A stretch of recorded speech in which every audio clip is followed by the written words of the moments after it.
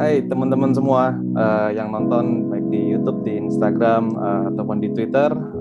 Jumpa lagi bersama kami semua nih. Hari ini full team.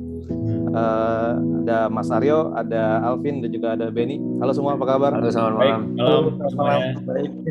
Kalau teman-teman juga mau ikut join bareng kita, baca bareng, belajar bareng juga boleh, DM aja ke kita masing-masing. Nanti akan dihubungi ya. Kita bisa belajar bareng, makin banyak sudut pandang lagi kita membangun bersama gitu. Ya, Lalu ya semoga teman-teman juga selalu dalam keadaan baik ya. Baik kita semua di sini juga yang nonton sehat, lindungan dalam Tuhan. Apapun musim kita sekarang ya tetap percaya Tuhan bekerja di balik layar, mendatangkan kebaikan bukan kecelakaan. ya. Men. Oke, minggu ini masih di surat Paulus kepada jemaat di Roma. Mungkin kita review dulu di mana ini di Roma ini kebanyakan ada Gentiles tapi apa ya istilahnya uh, didominasi ya oleh orang-orang Yahudi yang masih menganut hukum Taurat dengan sangat kuat di sana ya. Jadi orang-orang Kristennya agak cukup terinfluence. Jadi di sini Paulus berusaha untuk menjelaskan lagi gitu kan. Di sini juga Paulus juga menceritakan tentang manusia dan Abraham juga yang dibenarkan karena imannya. Lalu juga kenapa kita membutuhkan Kristus. Nah, kita lanjut belajar lagi nih di Roma 7 minggu ini. Ya. Oke. Mungkin ada tambahan yang lain dari yang lain? Ada nggak? Nggak ada ya? Langsung aja kali ya? Ya, Belum? ya. Langsung Ya, aja. langsung aja ya. Sikat. Jadi di chapter 7 ini kita judulnya nih perikop pertama nih arti hukum Taurat. Jadi mungkin kita mulai dari situ. Ya. Ya. Gue yang Siap. baca ya, nanti kalian yang ini ya, yang Oke. kasih highlight atau mau berkomentar di bagian yang mana. Oke? Oke, kita mulai. Ya. Chapter 7, arti hukum Taurat. Apakah kamu tidak tahu, saudara-saudara? Sebab aku berbicara kepada mereka yang mengetahui hukum, bahwa hukum berkuasa atas seseorang selama orang itu hidup. Sebab seorang istri terikat oleh hukum kepada suaminya selama suaminya itu hidup. Akan tetapi apabila suaminya itu mati, bebaslah ia dari hukum yang mengikatnya kepada suaminya itu. Jadi selama suaminya hidup, ia dianggap berzinah kalau ia menjadi istri laki-laki lain. Tetapi jika suaminya telah mati, ia bebas dari hukum, sehingga ia bukanlah berzinah kalau ia menjadi istri laki-laki lain. Sebab itu, saudara-saudaraku, kamu juga telah mati bagi hukum Taurat oleh tubuh Kristus, supaya kamu menjadi milik orang lain, yaitu milik Dia, yang telah dibangkitkan dari antara orang mati, agar kita berbuah bagi Allah. Sebab waktu kita masih hidup di dalam daging, hawa nafsu dosa yang dirangsang oleh hukum Taurat bekerja dalam anggota-anggota tubuh kita, agar kita berbuah bagi maut. Tetapi sekarang kita telah dibebaskan dari hukum Taurat, sebab kita telah mati bagi Dia yang mengurung kita, sehingga kita sekarang melayani dalam keadaan baru menurut roh, dan bukan dalam keadaan lama menurut huruf hukum Taurat. Jika demikian, apakah yang hendak kita katakan? Apakah hukum Taurat itu dosa? Sekali-kali tidak. Sebaliknya justru oleh hukum Taurat, aku telah mengenal dosa. Karena aku juga tidak tahu apa itu keinginan, kalau hukum Taurat tidak mengatakan, jangan mengingini. Tetapi dalam perintah itu, dosa mendapat kesempatan untuk membangkitkan di dalam diriku rupa-rupa keinginan. Sebab tanpa hukum Taurat, dosa mati. Dahulu aku hidup tanpa hukum Taurat. Akan tetapi sesudah datang perintah itu, dosa mulai hidup. Sebaliknya aku mati. Dan perintah yang seharusnya membawa kepada hidup, ternyata bagiku justru membawa kepada kematian. Sebab dalam perintah itu, dosa mendapat kesempatan untuk menipu aku, dan oleh perintah itu ia membunuh aku. Jadi hukum Taurat adalah kudus, dan perintah itu juga adalah kudus, benar dan baik. Nah, sampai di sini dulu. Jadi dia mau berusaha ngasih pengertian ya tentang arti hukum Taurat itu apa gitu. Nah, silakan. Mungkin gue pertama ya. Kuncinya ada di ayat 6 kayaknya. Tetapi kita sekarang telah dibebaskan dari hukum Taurat. Jadi mungkin kalau ada teman-teman yang mungkin bingung ya, mungkin tolong dikoreksi ya kalau salah ya. Ada teman-teman yang bingung juga nih kalau ada yang beberapa orang yang masih memegang prinsip ini gitu. Hmm. Padahal ya kita tahu sendiri Tuhan Yesus sudah bilang gitu kan, kalau manusia tidak bisa diceraikan gitu kan. Jadi ada yang istilahnya mungkin memanfaatkan situasi atau mengarah kepada sini gitu. Hmm. Jadi hukum Taurat itu kan kita belajarin juga sebelumnya itu dibuat untuk menunjukkan ya, menunjukkan bahwa kita tuh sebenarnya nggak sanggup untuk hidup benar gitu. Dan justru dari situlah kita jadi tahu bahwa ternyata yang selama kita lakukan ini salah ya buat berkaca gitu ya. Nah, Ya. jadi ya mungkin nggak tahu bolehkah kita tetap menaati hukum Taurat gitu Hmm. atau kita memang sebenarnya itu hukum Taurat ya udah gitu. Udah digenapi oleh Tuhan Yesus gitu kan. Hmm. Hmm. Atau ini tetap bisa dipakai untuk berkaca kepada diri kita ya. Hmm. Ya. Mungkin ada tanggapan nggak dari teman-teman yang lain? Ya. Itu langsung mungkin kita kasih jawabannya dulu di ayat 12 tadi. Jadi hukum Hmm. Taurat adalah kudus. Dan perintah itu juga Hmm. adalah kudus, benar dan baik. Ya, sekilas kita tahu berarti hukum Oke. Taurat ini tetap harus ada. Dan Tuhan Yesus juga bilang kan, Hmm. dia nggak menghilangkan seiota pun, setitik pun hukum Taurat. Ya. Ya, jadi mungkin itu dulu jadi base-nya. Nanti kita bahas lagi. Oke. Silakan yang lain, Mas Aryo sama Alvin. Siap. Kalau gue mungkin baca dari terjemahan PSI ya, itu di sini tulis dahulu kita terikat pada hukum Taurat ibarat seseorang yang terikat dalam pernikahan. Tetapi sekarang kita dibebaskan dari hukum Taurat karena kita mengetahui bahwa diri kita yang lama sudah mati. Jadi yang mengatur kita bukan lagi ikatan hukum Taurat itu. Sekarang kita melayani Allah dengan cara baru, menurut Roh Kudus, bukan dengan cara lama menurut peraturan-peraturan yang tertulis. Jadi di sini kayaknya lebih jelas bahwa pokoknya ya yang sekarang ini di sini ditulis nih, kita dibebaskan dari hukum Taurat gitu karena diri kita yang lama sudah mati. Dan yang sekarang ini kita melayani Allah dengan cara menurut Roh Kudus, bukan dengan cara lama. Malah di sini gue dapati kayaknya kita malah di-upgrade sebenarnya sama Tuhan ya, gitu, bahwa kita ini kalau dulu mungkin ada hukum Taurat kayak ada listnya gitu, oh ini 1, 2, 3, 4, 5 gitu. Tapi sekarang ini setiap kita itu diberi Roh Kudus untuk sebagai kayak alarm kali ya, gitu. Jadi pasti tuh ketika kita mau melakukan sesuatu atau mungkin kita ada pergumulan atau mungkin kita ada apa ya, perdebatan dalam diri kita, nah Roh Kudus itu muncul gitu loh. Dikasih tahu yang ini loh, ini nggak boleh, ini gimana gitu. Ini ada Roh Kudus yang lead kita gitu loh. Jadi bukan hanya hukum Taurat yang kasih checklist, tapi setiap kita punya Roh Kudus gitu, yang terima Tuhan. Itu sih yang gue dapet ya kalau dari bacaan ini. Nggak tahu mungkin teman-teman yang lain ada.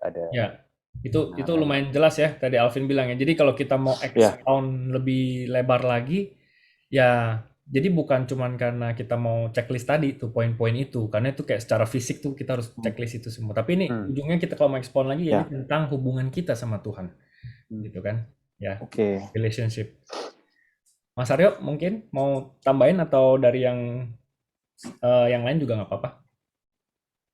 Kalau aku sih melihat di ayat di ayat 5 atau 6 ya, tentang bagaimana kita menjaga tiap anggota kita untuk tetap kudus ya, enggak sebisa mungkin kudus ya, tidak menyerahkan itu kepada nafsu dosa. Itu aja satu pengingat yang cukup strong. Simple, strong, tapi tidak mudah juga untuk kita lakukan, challenging, istilahnya challenging. Ya. Betul. Jadi kalau tadi dari kalimat Mas Aryo tuh gue malah nangkepnya tuh arahnya kita loh, gitu. Arahnya kita, San. Kita ada di titik ini, arahnya kita itu mau ke arah lebih mendekat ke Tuhan, atau kita malah sudah nyaman dengan posisi kita sekarang, atau bahkan malah mau arahnya malah menjauh dari Tuhan, gitu. Betul. Ya, di situ. Nah, kenapa kita bisa mau mengarahkan diri kita makin mendekat dan melekat sama Tuhan? Ya karena udah ada Roh Kudus yang hidup di dalam kita. Ya, makanya di chapter yang sebelumnya itu Paulus ada cerita tentang baptis. Ingat ya? Itu kan dia bilang ya, Mhm. yang gua sempat sharing kalau udah masuk dalam air tuh kayak kematian sebenarnya. Mati, keluar dari air itu hidup yang baru gitu. Nah, Ya. itu jadi kan kita tahu kita ada tubuh, jiwa dan roh ya. Gitu. Gua pas Mhm. lagi baca ini gua ingat gitu loh, kalau kita masih belum kenal Tuhan, ya kita biarin si tubuh, si Mhm. daging ini yang menguasai kita gitu. Karena Ya. dari awal, dari anak-anak kita lihat aja ya, baru lahir ya itu sebenarnya tubuh dan daging yang menguasai mereka. Maunya sendiri, ya kan. Kalau ini ngambek, kalau nangis, minta juga. Pokoknya pakai caranya dia aja gitu loh. Nah, pada Mhm. saat kita kenal Tuhan, Roh Kudus tinggal dalam kita, itu spirit. Ada spirit Tuhan di dalam kita. Spirit kita juga lahir baru kan? Gitu, lahir. Jadi Iya. secara kita manusia tuh kita punya umur untuk tubuh kita nih secara jasmani gitu. Tahun ini gue umur 40 tahun. Mhm. Tapi rohani Mhm. gue secara spiritual gue ini gue umur berapa sih? Gitu. Gue pertama kali Ya. mengenal Tuhan tuh gue umur berapa? Gitu. Ya gue dibaptis itu Mhm. di tahun 2009. Jadi kalau secara kita mau bandingin gitu apple to apple gitu, ya secara spiritual tuh 12 tahun. Nah, kira-kira Ya. spiritual 12 tahun tuh kita act like 12 tahun nggak tuh? Gitu. Sudah dewasa Mhm. belum? Secara spiritual ya gitu. Nah, Ya. yang gue inget juga ini, bahwa kalau dulu kita biarinin si daging, si tubuh yang kontrol kita. Kita ikut aja tuh. Mhm. Pokoknya kalau mau marah udah meledak aja. Ya, mau istilahnya kalau kita bawa mobil mau nyalip orang udah langsung aja gitu. Nah, pada saat sekarang kita udah diaktifasi secara spiritual, harusnya spirit ini yang mengontrol si tubuh dan daging ini gitu. Mhm. Jadi pada saat dia mau udah salib aja itu langsung lewatin. Nah kan yang Ya. kontrol itu si spirit ini, si roh ini. No, lu Ya. daging stop. Ya, gitu. Jadi Mhm. gua ngelihatnya lebih ke situ sih. Jadi bukan lagi tentang Ya. si hukum Taurat itu bahwa oh satu nggak boleh gini, dua nggak boleh gini. Tapi lebih ke itu dia. Dan ada Roh Kudus yang selalu ngingetin kita kayak tadi kata Alvin gitu. Jadi sebenarnya kita udah dikasih ada yang bantuin gitu loh. Ya. Selama kita mau denger-dengeran Jadi, sama Tuhan, harusnya itu kita jadi bekerja sama jadinya. Gitu sih. Jadi kalau gue lihat bisa dibilang saling melengkapi ya. Maksudnya bukannya hukum Taurat itu jadi nggak berlaku sama sekali, udah nggak Betul. usah didengerin, tapi Ya. kita jadi tahu nih apa sih yang disebut dosa itu, apa yang boleh dan nggak boleh gitu kan. Ya. Tapi itu hanya mungkin sebatas referensi gitu ya. Ya. Supaya kita tahu nih, kalau dibilang di ayat 7, ini kata-kata juga aneh sih. Sebaliknya justru oleh hukum Taurat aku telah mengenal dosa. Maksudnya mengenal bukan karena kita jadi berdosa atau gimana, tapi karena kita jadi tahu, oh itu sebenarnya nggak boleh toh gitu. Kalau nggak kita nggak tahu gitu kan. Ya. Selama ini kayak ngambil nyolong gitu. Kalau kita nggak dikasih tahu kayak anak kecil gitu kan, Ya. ngambil mainan temannya gitu, nggak Ya. dikasih tahu nggak bener ya kita jadi nggak tahu kalau itu salah ternyata gitu kan. Jadi itu untuk mengkoreksi dan justru yang mengingatkannya nanti itu adalah Roh Kudus yang di dalam kita terus gitu ya. Betul, betul. Dan kalau kita baca Alkitab kan jelas banget tuh dari awal ya, daripada manusia baru mulai yang muncul tuh law dulu semuanya, aturan, nggak boleh ini, nggak boleh itu, nggak boleh ini, nggak boleh. Nah kita di zaman ini kita taunya grace and truth, tapi kan law itu nggak hilang. Makanya kalau kita pakai analogi kayak kita nyetir, kita kalau nggak pernah ada speed limit, kita nggak tahu kita udah lagi nyetirnya ini udah kebut-kebutan. Pas kita sampai ke suatu negara, oh speed limitnya nih let's say 100. Begitu kita 120, kan kita tahu, berarti gua ngelanggar nih. Oh ternyata nggak boleh tuh nyetir sampai 120. Selama ini mah kita 120, 150 nggak berasa apa-apa. Nah pada saat law itu ada, kita jadi berkaca, oh ternyata ini udah nggak boleh loh. Gitu. Nah tapi sekarang kita punya Roh Kudus. Jadi ya sebenarnya yang Paulus bilang itu tanpa perlu ada law itu pun lu udah tahu, lu tuh nggak usah nyetirnya sampai sekenceng itu gitu istilahnya. Ya. Kalau gue pakai analogi itu ya nyetir ya. Ya dan law itu juga dibikin untuk kebaikan kita juga gitu karena ya speed limit contohnya tadi 100 dibikin kenapa 100 itu ada sebabnya juga gitu karena kalau kita 150, 160 bawa mobilnya ya kita akan susah ngendaliin kalau misalnya kita ada obstacle atau ada kejadian yang mendadak gitu kan dan itu untuk kebaikan kita juga sebenarnya kan. Betul. Nah tadi di ayat yang ke-7 yang tadi disebutin lulusan, kan di situ ditulis ya, karena aku juga tidak tahu apa itu keinginan. Kalau hukum Taurat nggak mengatakan jangan mengingini. Itu kan perintah Tuhan yang ke-10 tuh. Jangan mengingini milik orang lain. Nah, Kalau nggak ada itu, gimana kita tahu, oh bahwa nih kalau kita mengingini barang orang lain nih sebenarnya nggak boleh loh, gitu. Karena apalagi hari-hari ini ya, gitu. Hari-hari sosial media, buka Instagram, lihat orang punya apa, pengen punya apa juga, gitu. Ya, itu kalau nggak pernah dikasih tahu, ada law ini loh sebenarnya. Ada law ini bahwa kita nih jangan mengingini milik orang lain, jangan mengingini istri orang lain, jangan mengingini mobil orang lain, rumah orang lain, gitu. Nah, pada saat itu kita udah tahu law itu, nah itu balik lagi, itu like a cermin, like a mirror. Jadi pas kita lihat, oh iya. Tapi apakah itu jadi kayak kita checklist itu kan enggak sebenarnya. Karena pada saat kita tahu, ya Roh Kudus yang ngingetin kita lagi gitu. Setiap kali kita udah mau itu, kan daging udah mau maju duluan. Terus kan kita tahu, roh yang harusnya suruh daging, oh you stop it. Gitu, jangan ke situ. Gitu. Oke. Wah, Kira-kira seperti itu. Ada lagi nggak yang kita miss? Sih. Ada? Nggak ada. Nggak ada ya. Ini aja nih tadi di ayat keempat. Gue mau sharing yang ayat keempat. Sebab itu saudara-saudaraku, kamu juga telah mati bagi hukum Taurat oleh tubuh Kristus, supaya kamu menjadi milik orang lain, yaitu milik Dia. Karena pada saat kita ikut Tuhan Yesus, yang kita baptis itu sebenarnya secara tubuh kita udah bikin dia mati. Ya. Jadi kita ini roh. Makanya kita milik Tuhan. Nah, pada saat kita milik Tuhan, dia bilang apa? Agar kita berbuah bagi Allah. Jadi ya dari situ mulai kita pikir apa yang bisa kita lakukan untuk menjadi punya buah, berbuah gitu loh. Ya, jangan stop di bertumbuh. Karena kalau kita pakai apa istilah pohon itu kalau dia kecil artinya dia baru mulai, jadi dia maunya bertumbuh kan, jadi gede. Gitu. Jadi gede, jadi rindang. Tapi harusnya dia berbuah, bukan cuma jadi makin gede, makin gede. Gitu. Ya harusnya berbuah karena buah itu hanya bisa dinikmati oleh orang lain, bukan dinikmati sama si pohonnya sendiri. Gitu. Nah itu sebenarnya the big picture-nya arahnya ke situ. Jadi pada saat kita ikut Tuhan, ya kita berbuah, bukan hanya bertumbuh. Ada kaitannya sama pohon ara yang dikutuk sama Tuhan Yesus gak ya? Ah ya itu ada juga kalau nggak berbuah. Karena dia kan tidak berbuah, bakar semuanya kan gitu. yang dikutuk gitu kan waktu itu. Iya. Jadi kita bilang kalau awal-awal ya kita mau bertumbuh di dalam Tuhan ya boleh aja.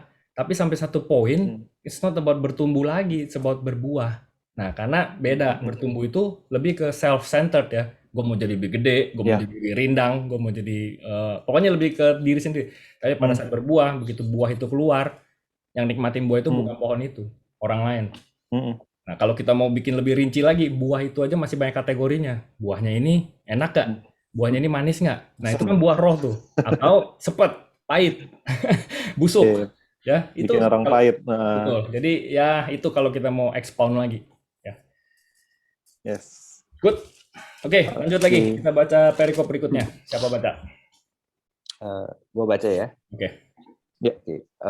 Perjuangan hukum Taurat dan dosa. Jika demikian, adakah yang baik itu menjadi kematian bagiku? Sekali-kali tidak. Tetapi supaya nyata bahwa ia adalah dosa, maka dosa mempergunakan yang baik untuk mendatangkan kematian bagiku. Supaya oleh perintah itu, dosa lebih nyata lagi keadaannya sebagai dosa. Sebab kita tahu bahwa hukum Taurat adalah rohani, tetapi aku bersifat daging. Terjual di bawah kuasa dosa. Sebab apa yang aku perbuat, aku tidak tahu. Karena bukan apa yang aku kehendaki yang aku perbuat, tetapi apa yang aku benci. Itulah yang aku perbuat. Jadi, jika aku perbuat apa yang tidak aku kehendaki, aku menyetujui bahwa hukum Taurat itu baik. Kalau demikian, bukan aku lagi yang memperbuatnya, tetapi dosa yang ada di dalam aku. Sebab aku tahu bahwa di dalam aku, yaitu di dalam aku sebagai manusia, tidak ada sesuatu yang baik. Sebab kehendak memang ada di dalam aku, tetapi bukan hal berbuat apa yang baik. Sebab bukan apa yang aku kehendaki, yaitu yang baik, yang aku perbuat, melainkan apa yang tidak aku kehendaki, yaitu yang jahat yang aku perbuat. Jadi, jika aku berbuat apa yang tidak aku kehendaki, maka bukan lagi aku yang memperbuatnya, tetapi dosa yang diam di dalam aku. Demikianlah aku dapati hukum ini. Jika aku menghendaki berbuat apa yang baik, yang jahat itu ada padaku. Sebab di dalam batinku aku suka akan hukum Allah. Tetapi di dalam anggota-anggota tubuhku, aku melihat hukum lain yang berjuang melawan hukum akal budiku dan membuat aku menjadi tawanan hukum dosa yang ada di dalam anggota-anggota tubuhku. Aku manusia celaka. Siapakah yang akan melepaskan aku dari tubuh maut ini? Syukur kepada Allah oleh Yesus Kristus Tuhan kita. Jadi dengan akal budiku aku melayani hukum Allah, tetapi dengan tubuh insaniku aku melayani hukum dosa. Amin. Ya. Jadi Paulus mau kasih lihat sih gitu loh. Mau kita berusaha sampai segimanapun, kita ini manusia celaka gitu loh. Gak bisa gitu. Kita mau coba sebaik apapun, ya tetap aja gitu. Dosa ini ada di dalam kita gitu. Makanya dia mau kasih lihat tuh betapa besarnya kasih Tuhan lewat Yesus Kristus yang mati di kayu salib buat kita. Itu sih. Karena ada gap itu yang kita nggak bisa isi sebenarnya. Nggak akan sampai. Yang short itu ya, short of his glory yang kita baca itu di awal-awal depan itu. Ya, silakan. Yang bagian ini mungkin ada yang mau dibahas? Iya, kalau saya melihatnya ya memang betul ya, di sini sebetulnya seperti paradoks yang terjadi yang ada dalam diri seorang manusia sebagai manusia yang berdosa, ya pasti banyak paradoks seperti ini.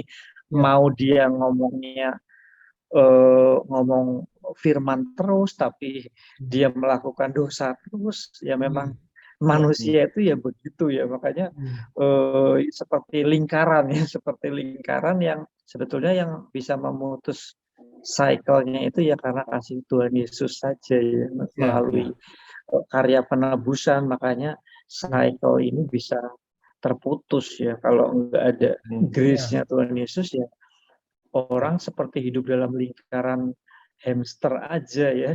Dia kayak ngejar sesuatu yang bukan ujungnya, dia ngejar buntutnya. Seperti it's like a joke aja, set jokes ya kalau menurut saya ya. Jadi memang titik fokusnya bukan pada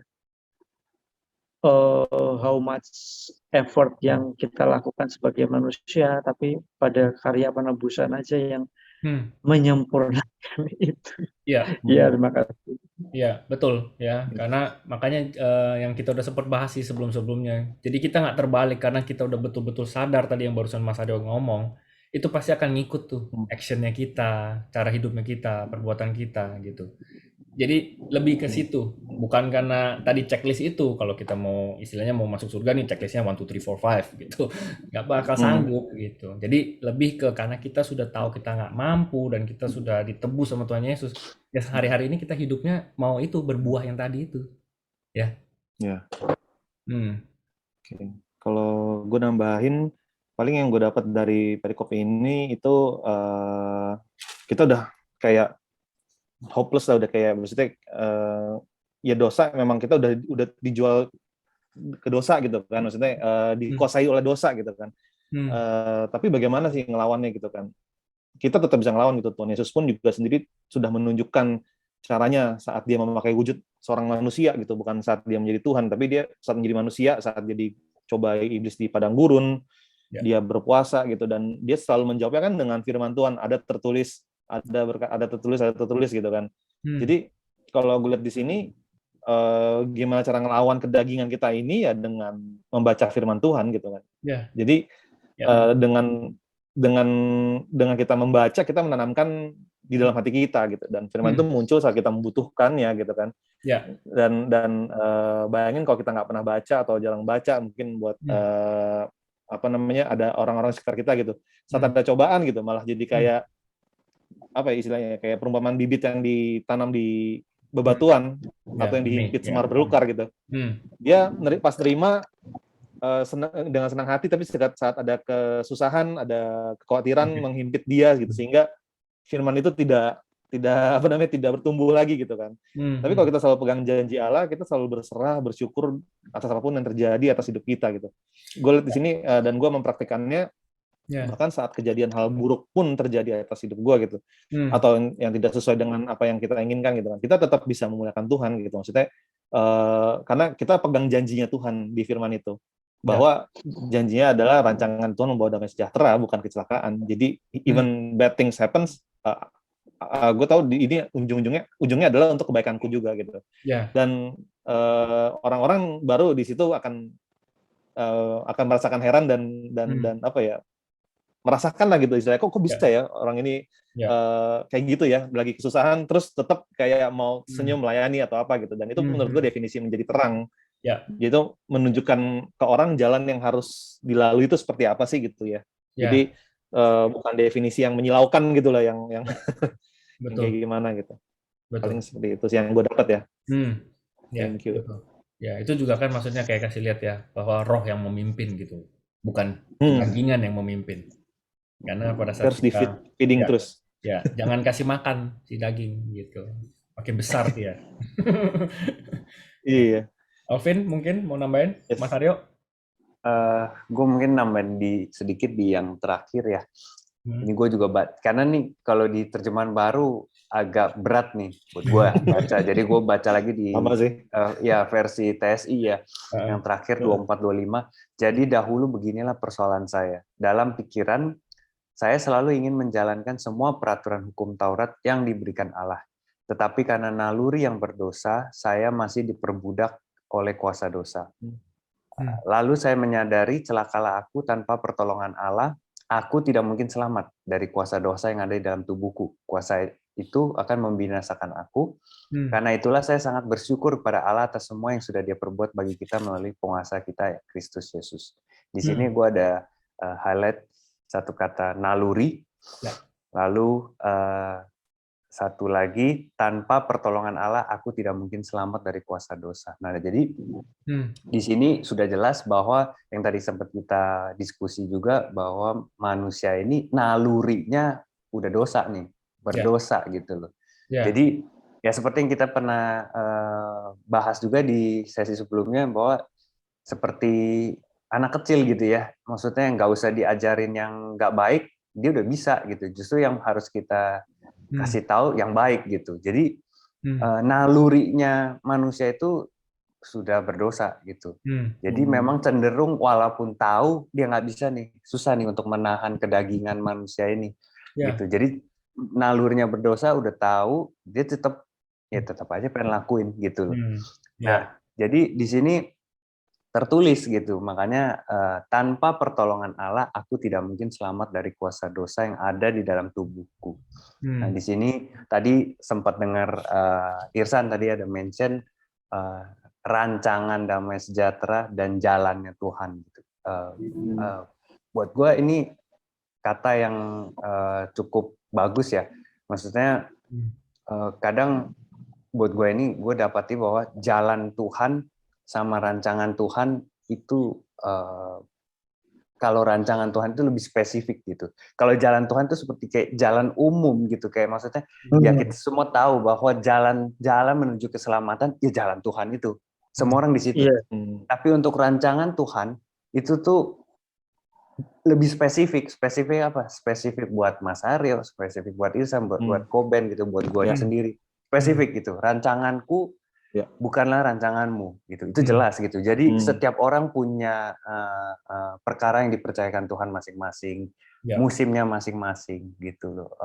Dipercayakan masing-masing, tapi jalannya itu jelas. Kita semua ada di jalannya Tuhan Yesus itu, jalan keselamatan itu gitu. Jadi di sini gue dapati itu yang tadi Irsan sempat sharing, bahwa di sini tertulis jadinya tanpa pertolongan Allah aku tidak mungkin selamat dari kuasa dosa.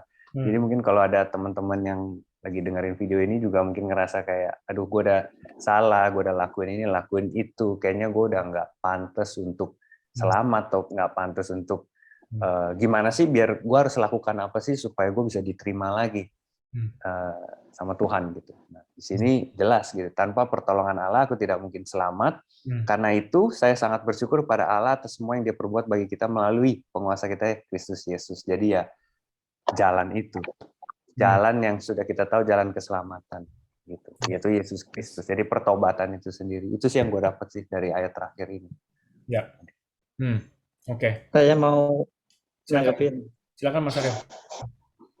Oke, ada dua hal. Yang pertama, tadi mengenai sebuah analogi ya atau sebuah ilustrasi ya.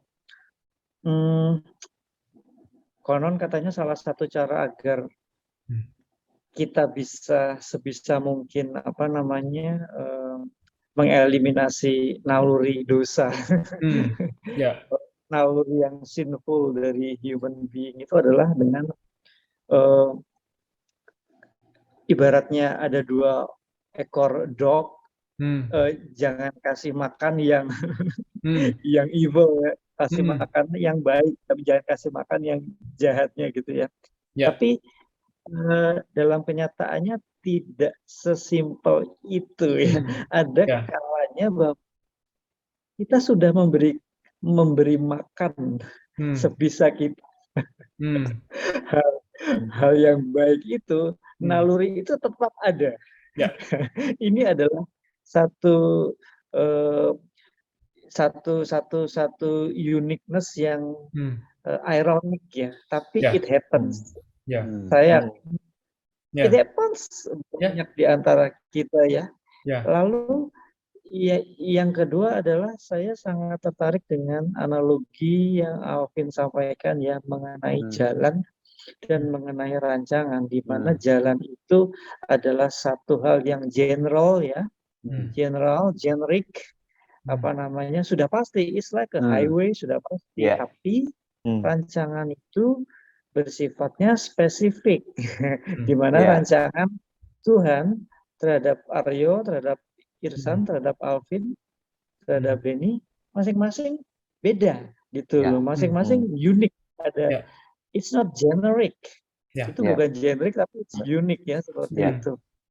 Nah, satu hal juga yang dalam 2 atau 3 minggu itu masuk dalam perenungan saya, yaitu adalah begini. Doa saya begini, ya Tuhan, tolong dong tunjukkan rancanganmu itu seperti apa sih buat diriku gitu ya. Nah, seperti itu ya. Sebagai pengalih perhatian ya. Sebagai pengalih perhatian agar saya tidak terpalingkan. Nah, ini bahasanya agak rumit ini. Agar saya tidak berpaling ke naluri yang sinful. Tapi rather than saya itu berpaling ke arah naluri saya yang sinful, aku berdoa, tunjukkan aku rancanganmu buat diriku tuh seperti apa yang indah itu, supaya fokus perhatian saya tuh lebih ke rancangan daripada saya ngedefend diri saya untuk enggak berpaling ke yang naluri yang sinful itu. Nah, itu sudah satu doa saya. Tiap hari saya memohon itu ya, Tuhan tolong berikan satu distraction ya, godly distraction. Saya pengen tuh Tuhan tiap hari itu dapat godly distraction ya, jadi positif ya. Tolong saya di distract ya. Entah saya mendapat, ini mungkin terdengar seperti teologi yang kemakmuran ya, tapi this is true ya. Namanya lambok daripada saya itu di distract dengan naluri yang penuh sin itu, saya dikasih distraction yang sweet distraction. Itu doa saya kan, Bapak ya orang berdoa di situ. Itu menanggapi analogi Alvin tadi ya. Terima kasih. Thank you Mas Aryo. Ya, Paulus saja tulis kayak gini nih. Paulus saja tulis, sebab bukan apa yang aku kehendaki yaitu yang baik yang aku perbuat, melainkan apa yang tidak aku kehendaki yaitu yang jahat yang aku perbuat. Gitu. Maksud hati mau bikin yang baik, ya, tapi yang dilakukan malah yang tidak baik. Gitu. Nah, tadi kalau kita nyambung, jadinya tadi ada kata Mas Aryo godly distraction ya. I found that interesting gitu loh ya, gitu ya. Jadi memang betul gitu. Karena kalau gue mau ambil contoh aja nih, masih ada 5 menit, gue cepet aja. Kalau kita secara daging, setiap kita itu punya sebuah kecenderungan untuk kecanduan sesuatu, ya. Mau apapun itu, I don't have to name it, kalian pasti punya ya, kecanduan something. Nah, berarti kan kenapa gue nggak jadiin ini godly kecanduan aja? Let's say, ya, kenapa gue mau ngomong itu? Karena untuk kita bisa switch nih dari yang tadi yang kedagingan, yang kita selalu naluri kita maunya ke sono terus, ya kan? Nah, artinya kan nomor satu kita mesti sadar dulu bahwa yang situ itu naluri yang berdosa. Sadar dulu. Kalau nggak sadar nggak mungkin nggak ngerasa kenapa-napa kan, nggak ngerasa itu nggak boleh kan, gitu. Makanya harus sadar dulu. Nah, pada saat kita sadar, kita mesti menahan itu, jangan lakukan itu lagi. Tapi kita perlu apa? Kita perlu ada yang replace. Itulah godly distraction itu. Yang replace itu apa? Ya kalau buat gue pribadi sih, gue share tips aja. Gue baca Alkitab aja. Gue nonton khotbah aja. Gitu. I'll just like tanda kutip put my time untuk itu aja, daripada gue tahu nih, wah ini arah-arahnya udah mau mulai let's say ya kan gitu, kita mau ke arah yang nggak baik, tapi kan kita perlu define dulu yang mana. Jadi gue dulu sering sharing gitu, jadi mendingan gue kecanduan yang godly aja gitu. Ada nggak kecanduan yang godly? Ya udah lu baca Alkitab ya, atau join kita di OBR, atau ya udah dengerin OBR ya kan, atau yang ngobrol aja sama teman-teman yang lagi begini. At least kita ada di suatu tempat yang kondusif, yang kita ada replacement itu ya. Kita harus sadar dulu yang bagian mana yang kita lemah, disadar itu. Berarti pada saat kita udah mau mengarah ke situ, jangan masuk ke ranah itu. Balik lagi nih ke safety net. Let's say kita kayak brothers di sini, kita suka sharing, ini safety net, udah balik dulu ke safety net ya gitu. Kira-kira seperti itu sih. Good. Thank you, Mas Aryo, Irsan, Alvin. Thank you. Oke, cukup ya. Kali ini nanti next kita di chapter 8. Nah, itu baru dia jelasin hidup oleh roh. Jadi yang tadi dia ngomongin tentang Taurat dulu semuanya. Yang di chapter 8 nanti adalah hidup oleh roh. Jadi dipimpin oleh roh. Oke? Sampai di situ aja. Thank you semuanya untuk waktunya, konsistensinya. Sampai ketemu minggu depan. Selamat beristirahat. Tuhan Yesus memberkati. God bless. God bless. Bye-bye. Bye-bye.